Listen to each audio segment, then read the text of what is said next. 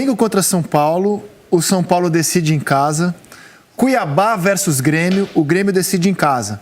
Quem passar desses dois jogos se pega na semifinal. Do outro lado, o Internacional e América, o América decide em casa. Palmeiras e Ceará, o Ceará decide em casa. Quem passar desse confronto se enfrenta na outra. Bárbara Coelho, já que você deu a letra inicial da Copa do Brasil, me diga como você encara esse chaveamento, minha amiga. Pois é, um chaveamento, para mim, o principal jogo é Flamengo e São Paulo, né? Sem sombra de dúvidas. A gente tem aí algumas equipes que fazem bons trabalhos, o América Mineiro, o próprio Cuiabá. Eu vou colocar o Ceará também nesse pacote, mas são equipes que não entram como favoritas, como a gente pode ver pelos confrontos, né? Confrontos dificílimos, mas também são adversários que podem complicar a vida desses gigantes. E a gente está falando aí, por exemplo, o Grêmio é uma equipe extremamente copeira, né? Uma equipe que costuma jogar muito bem as Copas. A gente tem também o Palmeiras, que passa por dificuldades nesse momento, está numa mudança de treinador, e aí a gente vai entender melhor a filosofia de trabalho, o que vai acontecer no restante da temporada, mas é um clube que quando chega para brigar, eu inclusive sou bem zoada pelos haters em rede social, porque eu sempre coloco o Palmeiras como um dos times mais competitivos do Brasil, mesmo quando a fase não é muito boa, porque é assim que eu enxergo o Palmeiras. O Palmeiras é um time que ele compete muito bem, é um time muito difícil. Nos últimos anos vem competindo. Alguns anos ganha, algumas competições consegue conseguir os títulos, consegue conquistar os títulos, mas está sempre brigando. Então eu vejo que são confrontos, o mais complicado de todos, que a gente não tem como apontar favorito. Para mim, fica muito em aberto São Paulo e Flamengo, mas acho também que tem algumas equipes aí que podem surpreender os grandes do futebol brasileiro e podem sim ir para semifinais dessa competição. Mata-mata é mata-mata, né? Aquele clichêzaço. Não dá pra gente apostar todas as fichas. É muito diferente de quando a gente projeta, por exemplo, um campeonato brasileiro. Então, tô animada para ver essas quartas de final. Põe o chaveamento aí, diretora. Tá aqui no nosso telaço, ó. Flamengo e São Paulo. São Paulo é um clube que acaba de golear o Flamengo no domingo passado, 4-1.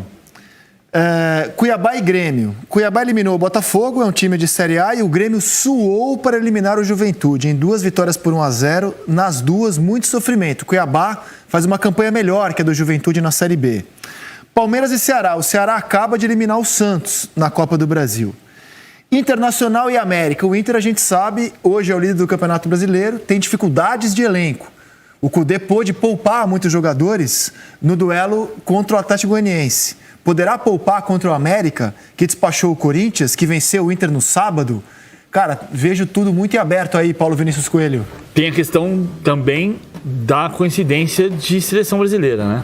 E o Flamengo já gritou e o Palmeiras vai perder 4 jogadores, o Flamengo vai perder também o Isla, vai perder a Arrascaeta, vai perder agora o Pedro, perde Everton Ribeiro também.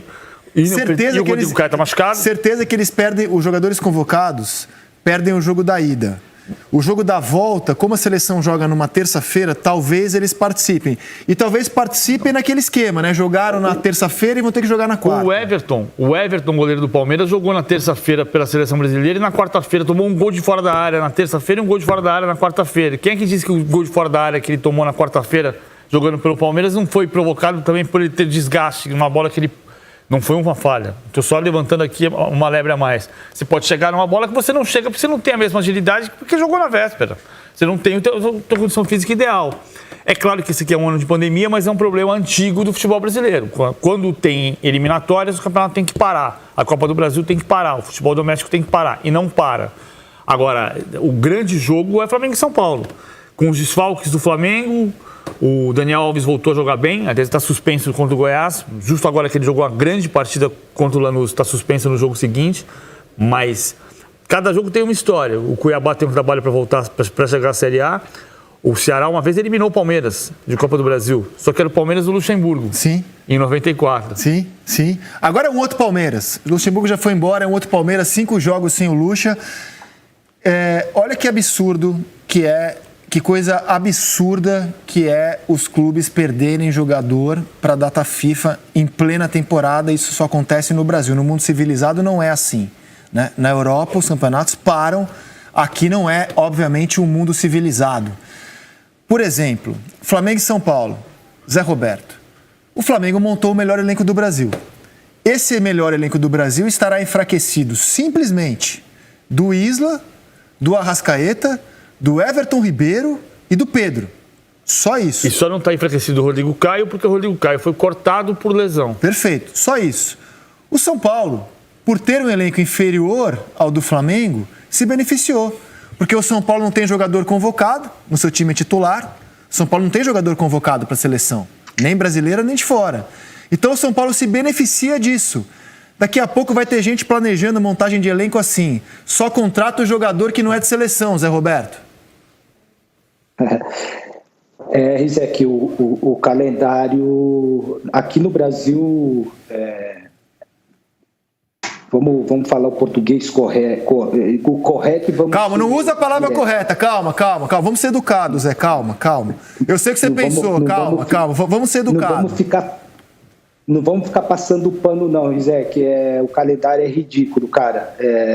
Infelizmente... as autoridades maiores ainda estão enxergando o atleta profissional, né, o jogador, como uma máquina. Jogador e atleta profissional não é máquina, são seres humanos. E, infelizmente, nessa questão, o futebol brasileiro está com a mentalidade ainda de 50 anos atrás. Precisa melhorar, precisa rever isso, até porque...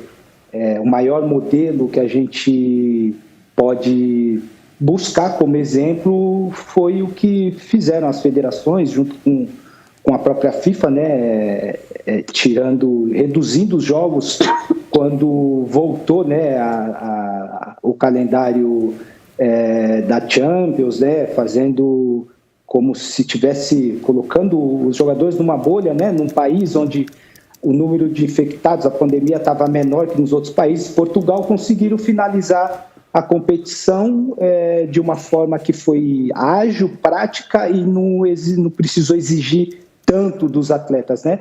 O Brasil acho que precisa pegar algumas coisas como modelo para se atualizar e trazer melhora para o futebol brasileiro. O confronto entre essas equipes, né, nessa quartas de final da Copa do Brasil, eu acho que todos os confrontos, para mim, tem um equilíbrio ali entre as equipes, vivendo cada uma o seu momento, só que o duelo aí que vai chamar bastante atenção, assim, o duelo, né, o confronto, acho que vai ser São Paulo e Flamengo, sem sombra de dúvida. Vou pegar, então, a palavra de volta e já vou virar a chave aqui, porque teremos muito tempo ainda para falar de Copa do Brasil. E, só para esclarecer, hein? Nenhuma crítica à convocação do Pedro, porque, tecnicamente, eu acho essa convocação espetacular. Acho que o Tite escolhe aquele que, nesse momento, com sobras, o melhor centroavante brasileiro. O Neymar não foi desconvocado, né? Porque a seleção acredita que o Neymar não poderá jogar a primeira partida, mas talvez tenha condição de enfrentar o Uruguai, dos 2 próximos compromissos. Então, o Neymar segue no grupo. Pedro, maravilhosa convocação. A gente está lamentando o calendário do futebol brasileiro, que não tem a ver com o Tite. O calendário do futebol brasileiro, o Zé Roberto usou um termo educado, é o que dá para falar na televisão, mas faz essa aberração com os nossos clubes. A equipe que monta o melhor elenco é prejudicada contra aquela que monta um elenco inferior e não vai ter desfalques para um jogo tão importante do nosso calendário. Paulo Vinícius Coelho. Na ideia que tem sobre a competição, na ideia que tem sobre aquilo que deve ser a postura de um técnico perante o torcedor e perante as incidências da competição, a vitória, a derrota, como deve reagir. Ele é hoje um técnico muito mais calmo, até durante o próprio jogo. Nós não vemos hoje o Jorge Jesus com aqueles gestos largos e aquela gritaria para dentro do campo como víamos há 3 anos, há 2 anos e pouco, quando ele saiu de Portugal. Ele é hoje um técnico diferente, com tudo o que isso tem de bom e o que isso tem de mal. Numa dinâmica de vitória, este comportamento até é bem-vindo e é considerado um sinal de maturidade, mas numa dinâmica menos boa, que é aquela que ele neste momento mais ou menos tem em Portugal, no Benfica, os torcedores ficam um pouco confusos, que é, se calhar, por não ser tão duro, por não ser tão incisivo, ele tem mais dificuldade em impor a sua mensagem e a alcançar o sucesso. Mas o Jorge Jesus, como vocês sabem, falhou o acesso à Champions League no primeiro jogo da temporada, logo. Isso foi um rombo financeiramente brutal para o Benfica, condicionou toda a temporada a partir daí e por isso começou mal. Depois ganhou uma sequência de